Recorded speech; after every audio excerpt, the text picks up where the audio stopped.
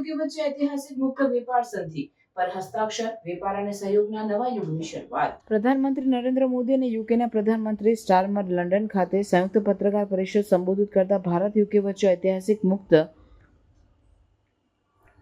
વેપાર સંધિ પર હસ્તાક્ષર થયા છે. વર્ષો સુધી ચાલેલા ચર્ચા અને વાર્તા પછી બંને દેશો વચ્ચે કરારીઓની નવી જોગવાઈઓ અમલમાં આવે છે. કરાર મુજબ બંને દેશો માટે બજારમાં પ્રવેશ સરળ થશે અને દ્વિપક્ષીય વેપારમાં મોટો વધારો થાય તેવી શક્યતા છે. આ લેન્ડમાર્ક કરારના અમલથી દર વર્ષે લગભગ $34 અબજ વધુ વેપાર થશે તેવી ધારણા વ્યાપ્ત છે. ભારતના ઉત્પાદનો અને સેવાઓ હવે યુકેમાં સરળતાથી નિર્યાત થઈ શકશે, જ્યારે યુકેના વિદેશી રોકાણકારો અને ઉત્પાદકોએ પણ ભારતીય બજારમાં વધુ પ્રવેશ મળી રહેશે. ખાસ કરીને આઈટી, ફાર્મા, ટેક્સટાઇલ્સ તથા ફૂડ પ્રોસેસિંગ ક્ષેત્રે આ સહયોગથી પાટનગર વિસ્તારવાનો માર્ગ સુંદર રીતે ખુલશે. અગાઉની ચર્ચામાં ઘણી બાબતો પર વચન આપવામાં આવ્યું હતું, જેમાં ટારિફ ઘટાડી એને અનુકૂળ બનાવવામાં આવ્યા તેમજ સેવાઓ અને રોકાણ માટેના દરવાજા ખુલ્લા મૂકવામાં આવ્યા છે.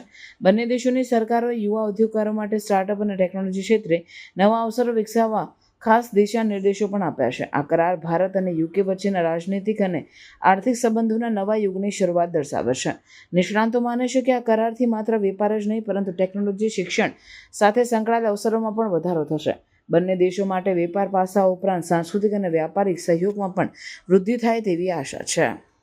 मैं प्रधानमंत्री स्टारमर के गर्मजोशी भरे स्वागत सत्कार के लिए हार्दिक आभार व्यक्त करता हूं. आज हमारे संबंधों में एक ऐतिहासिक दिवस है.